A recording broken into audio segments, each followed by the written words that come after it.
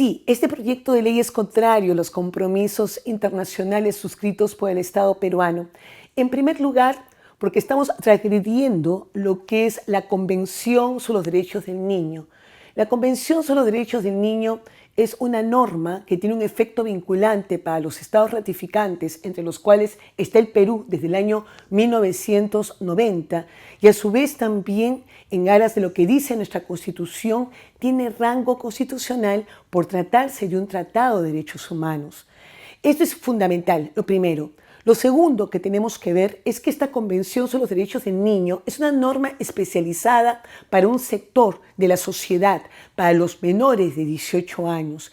Y lo que está estableciendo en su normativa es un derecho penal mínimo, que verdaderamente la privación de la libertad se constituya en última ratio.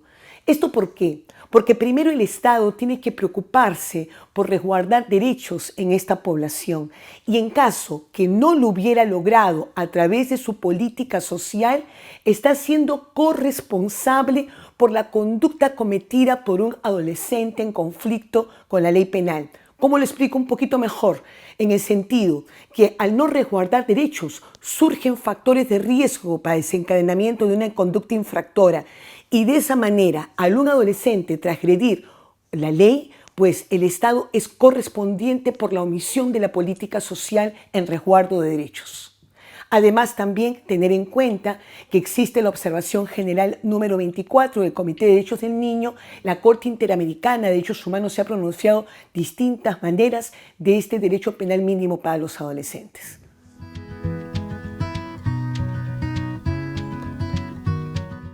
Por supuesto que es contrario, porque en primer lugar tenemos el artículo 4 de la Constitución Política del Perú, que nos dice que los niños y los adolescentes son destinatarios de una protección especial. Y esta protección especial se manifiesta en un tratamiento diferenciado para los menores de 18 años, es decir, los que están en el rango de responsabilidad penal de 14 hasta antes de cumplir los 18. Un tratamiento diferenciado que responde justamente a que estamos nosotros frente a adolescentes. Esto nos lo dice pues las distintas ciencias y disciplinas, las neurociencias, la psicología evolutiva, la biología, en fin, la sociología, todos nos hablan de un sujeto distinto. Y por ello es que la normativa actual habla del interés superior del adolescente en el ámbito penal juvenil. Nos habla del principio de proporcionalidad en términos de que no solamente hay que ver la gravedad de la infracción, sino aquellas circunstancias que pudieron favorecer a su infracción. Y nos habla del principio educativo. Toda intervención con adolescentes en conflicto con la ley penal tiene que tener como mira el abandono de una trayectoria delincuencial.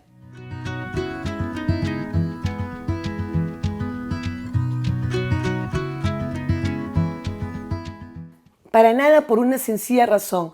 En realidad estamos hablando en base a ciencia, lo que es evidencias, no en base a decisiones políticas. Si verdaderamente el Estado quiere resguardar la seguridad ciudadana, esta no es la mejor medida.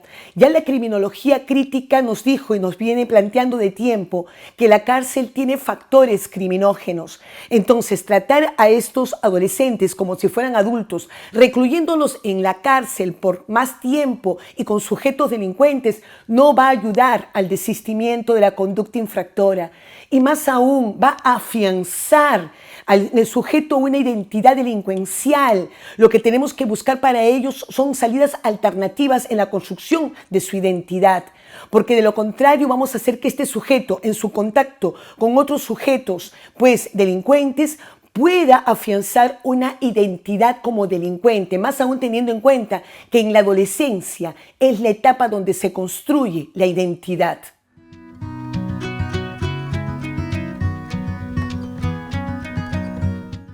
El tema es bastante complejo, eso es innegable, pero de repente podríamos nosotros dar algunos planteamientos de lo que hoy día se viene discutiendo en la especialidad penal juvenil.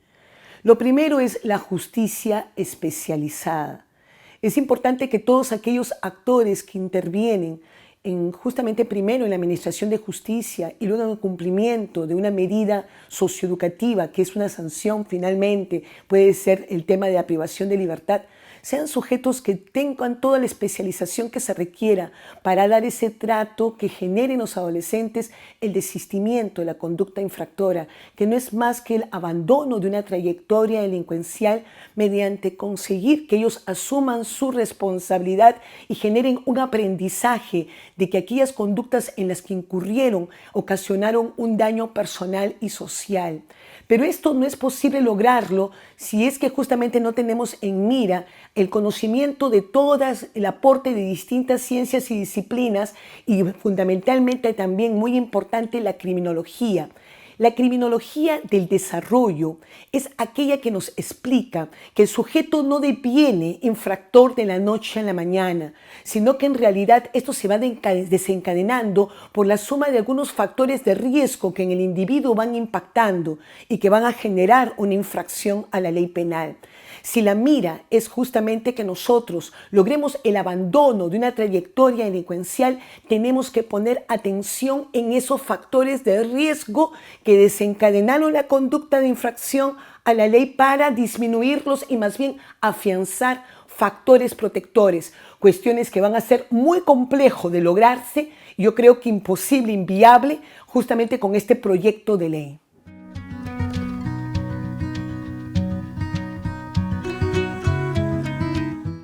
Bueno, en realidad debíamos partir nosotros de la teoría de la atención de Agnew de 1992-1995. Es muy interesante cómo él nos plantea que entre más tiempo el sujeto se encuentra privado de libertad, le cuesta más insertarse en la sociedad. Y cuando estamos hablando de adolescentes que, como decíamos en la pregunta anterior, está en un momento de construcción de identidad, en el sujeto que ya construye una identidad delincuencial, si lo mantenemos en la cárcel y en contacto con otros delincuentes, entonces está claro que esto va a dificultar bastante a que éste logre un desaprendizaje y un nuevo aprendizaje con respecto a las conductas prosociales que son requeridas en la sociedad. Distintos estudios nos van mostrando a nivel de la criminología entonces que es necesario estos tratamientos diferenciados. Hay distintos perfiles de adolescentes que infringen la ley penal y por lo tanto, si hay distintos perfiles, necesitan tratamientos diferenciados. Y esos tratamientos diferenciados tienen que ver también entonces con la disminución, como hemos dicho, de factores de riesgo, del afianzamiento de factores de protección, y eso no es posible lograrlo si no se resguardan derechos, si no hay una política social que esté inserta dentro de lo que es una política preventiva criminal juvenil. Esto resulta fundamental. Y bueno, en realidad yo creo que lo principal que tenemos que destacar de este proyecto legal en términos negativos es que si esto se aprobara, tendríamos efectivamente a sujetos que cuando logran salir de lo que es una privación de libertad prolongada, ¿no?, excesiva para ellos, vamos a ver sujetos que han afianzado en lo que es justamente su identidad y su conducta trayectorias delincuenciales. Esto es básico, más aún si hablamos de la adolescencia, como ya lo hemos venido explicando. Quienes están haciendo estos proyectos de ley debieran conocer lo que implica la adolescencia. Esto en principio, y bueno, en realidad otras cuestiones también fundamentales que se vienen proponiendo y que han generado evidencias es que con esta población es necesario invertir en lo que es su inserción en el ámbito laboral y también en el ámbito de carreras técnicas, de estudios de carreras técnicas. De esa manera vamos afianzando en ellos conductas prosociales en los cuales ellos se sienten reconocidos y van abandonando la posibilidad de continuar en una trayectoria delincuencial.